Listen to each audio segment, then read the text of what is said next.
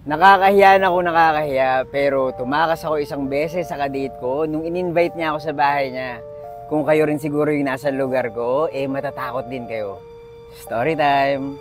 Dati pa, usong-uso na yung mga dating apps. So, trinay ko kasi di ba malay nyo, dun ko mahanap yung love of my life. Ako nga pala si Buji at mahilig akong magkwento ng kung ano-ano. Ang gusto ko lang naman masarap kasama, masaya kakwentuhan, tsaka mabuting tao. Plus factor sa akin kapag mahilig magbasa, manood ng pelikula o gusto ang mga art. Gusto ko yung ma-art, hindi yung maarte ha. Madami naman ako naka-match, pero merong isa na tumatak talaga sa akin. Cute siya, tapos ang nakalagay sa bio niya, "Art makes me feel alive." Di usap-usap kami. Tapos dahil nagpapasikat ako, sabi ko, sundin ko siya sa bahay niya. Tapos mag-dinner date kami. Ayaw pa nga niya nung una nahihiya siya kasi luma raw yung bahay niya. Pinamana ng namatay niyang magulang. Pagdating ko sa bahay niya, hindi pa siya tapos mag-ayos, kaya pinapasok niya ako para mag-relax. Pagdating sa garahe, nakita ko na madaming statwa na nakabalot.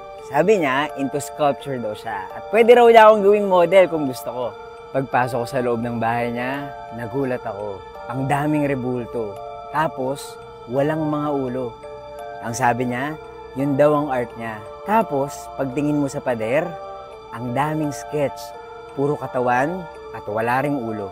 Tapos nag-CR ako at mas lalo akong kinilabutan. Dahil kahit hanggang doon, ang dami pa ring rebulto na walang ulo.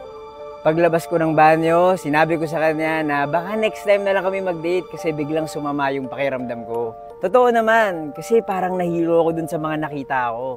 Sabi niya, naintindihan naman daw niya ako. Tapos, blinak niya ako.